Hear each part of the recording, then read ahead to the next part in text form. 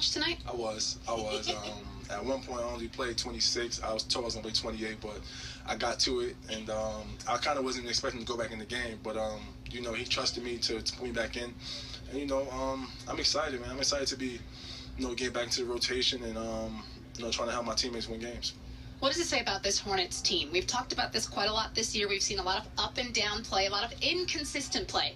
But what does tonight's game illustrate about the Hornets?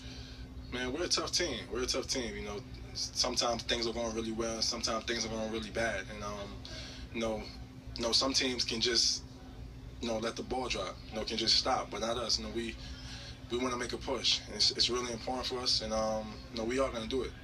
I like that. I think we're going to steal that. Stephen Dell, did you hear that? He said some teams let the ball drop and they don't. I like that. Kemba, thanks for stopping. No problem. Thank you. All right, guys. Be home here on the second night of a back-to-back. I'm Stephanie Ready. Glad you guys are with us. And you know the opponent tonight, the Atlanta Hawks. Well, they're part of the Sports App family. Their games broadcast on this same very network down in Atlanta. Now, Steve Martin and Del Curry have a special treat for you. They have invited their counterparts for the Hawks, Bob Rathbun and Dominique Wilkins, to join them for a very special roundtable. It is my pleasure to present the four gentlemen to you now. Steve, take it away. On the Atlanta Hawks. Hello, everyone.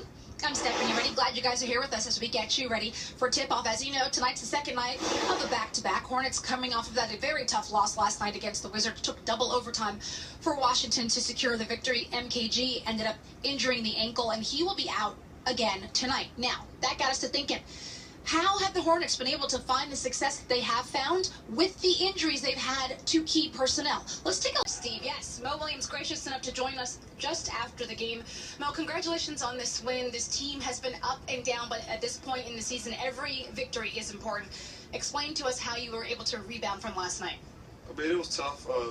I think it was a lot. Take on the Celtics. Hey there, I'm Stephanie Ready. So glad you guys are here with us as we get you ready for tip-off. Now, as you know, the Hornets only have 10 games left in this season. They are still very much in the position to make a push to make one of those top 8 positions in the Eastern Conference for the playoffs. Well, we thought we'd ask one of their captains about the mentality of the locker room. Kemba Walker was gracious enough to sit down with us for a moment, and I asked him, what are you all talking about? Do you talk about playoff scenarios? Do you talk about tiebreakers? Let's hear what he had to say. I caught up with the gentleman who had all the incident over here with the beverages on the jacket, the mustard in the hair. What's your name, sir? Jonathan Stauning. You are such a good sport. Oh, thank you. You held your head up high. You weren't at all embarrassed. At least you didn't look like you were. I was just ashamed that I held up the game. So that was really, I was trying to get it all cleaned up. We noticed that. We actually took note of that on the air, that you were helping with the cleanup. That was very good of you. Thank you. I didn't want to slow things down. Yes, very good sport. All right, so now you have all your questions answered. Thank you for joining us. And now it's time to get to our auto bell. I'm Stephanie Ready. I'm glad you guys decided to stick with us.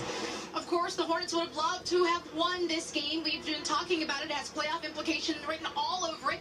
Both Boston and Charlotte battling to get into the top 8 of the Eastern Conference. Boston now is a bit closer than the Hornets are. Hornets started off the game 1 game back from the 8th spot, now 1.5 games back. But there are teams in front of them that they will have to leapfrog. But it's time for a little silver lining. There's still good news, ladies and gentlemen.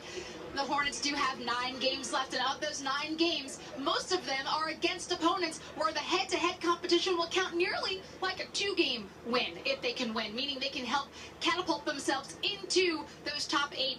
Their destiny is right there within their own reach if they can control things. Now, when you look at the game tonight, obviously, the win would have been extraordinary, but in the loss, still some good things that you can talk about. 5 Hornets players ended up in double-figure scoring, including Mo Williams coming off the bench. Kemba Walker led the way, not just with his 28 points and 12 assists, but as Dell and Steve mentioned earlier in the game broadcast, 0 turnovers. For your starting point guard, playing 40 minutes, 0 turnovers, you could not ask for a better performance out of your point guard. Kemba Walker fought to the end, as did his teammates. Unfortunately, it was just not enough tonight. Well, good news is, in the NBA, you play quickly. Next game, Wednesday night. Before we start talking about that, though, let's go up to the gentleman who called the game, Steve Martin. Del Curry, take it away. Inside and join us. I'm Stephanie Ready. Glad you're here with us as we get you ready for tip-off. Your Hornets are getting ready to take on the Detroit Pistons. Last outing for your Hornets was not spectacular. Fourth quarter, they really came alive and tried to make a go of it, but could not secure the victory. But one positive thing from. Thank you, Coach Clifford, for joining us here on Hornets Live. You can hear Coach Clifford, and he's talking about how important this game is, but I like the message that he had. He said, you know, you have to play that style of basketball from the beginning to the end. It doesn't matter what game it is. Game number 1 is just as important as game number 82. Well, here we are now. Hornets facing the Pacers. There are only 8 games left in the season, and of course, we showed you the standings earlier so you know how close it is. From number 6 to number 11 in the Eastern Conference standings, there's only 2 games to separate 11 to 8. It's pretty tight. Okay, now the Hornets are sitting in the 10th spot. They're only 1.5 games out. This game is not just important in terms of wins and losses. It's also important because the tiebreaker situation. We've gone over this a few times where head-to-head games actually matter if you need a tie-break situation. Pacers are currently up in this series 2-1. So if your Hornets can win this game tonight, they will at least tie in the tiebreaker scenario, which means they would have to go on to the next situation. So you at least want to make sure that you're not giving the advantage to your opponent. You heard Coach Clifford talking about how this series has been physical. Rebounding will be a key. You saw in the clips that we showed you when Del Curry was with us here on Hornets Live how a tip-in ruined the game for your Hornets. They cannot allow offensive rebounds for putbacks in tonight's game. Rebounding will be stressed.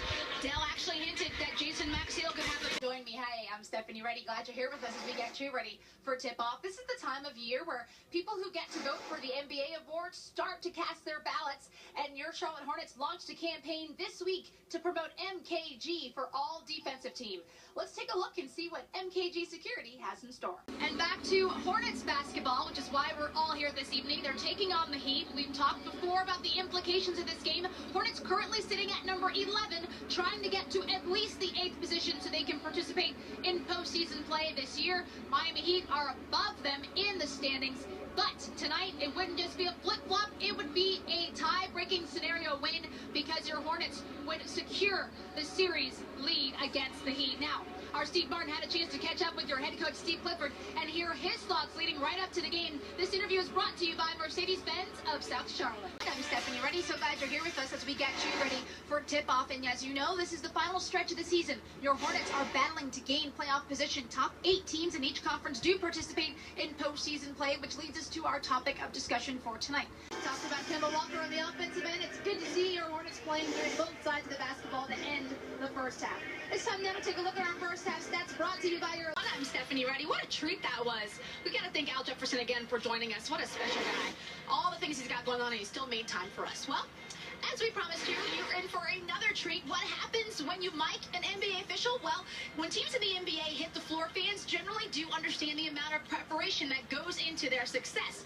Well, the work ethic is similar for the men and women who officiate these games. And recently, a camera crew followed around veteran official Zach Zarba and his crew for a day behind the scenes. They were in Milwaukee doing the Bucks game. That is a profession. The officials, they're a profession that require dedication, strong will, and a never-ending desire to get it right. Telly Hughes has more. The penultimate game of the season, if you will. I'm Stephanie Ready alongside Del Curry. We are so glad you guys are here with us, and this is our swan song for Hornets Live for the year.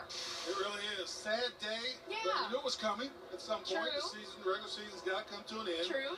We all know it's coming, but when it gets here, we're really sad It's because a little rough. no more basketball. I know, it's a little rough. Yeah.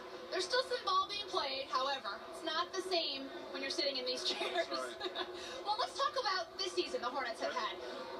Very good things have happened. Obviously, they did not end up where they wanted to be in the playoffs, top 8 positions in the East. But let's start off with the very beginning, before the basketball season even started, when they changed the name back to the Hornets. The fanfare, the name back in Charlotte, had to have some sentimental value to you. It is to welcome you inside. I'm Stephanie Ready. Glad you guys are here with us. Before we get you ready for tip-off, your Hornets are getting ready to take on the Houston Rockets this evening. I thought I'd take this time to talk with you about Kemba Walker and his play this season. Yes, he has suffered injuries. He did have that surgery, recovered from that quite nicely, but he's been doing something quite consistently over the last several years, and I think we need to show you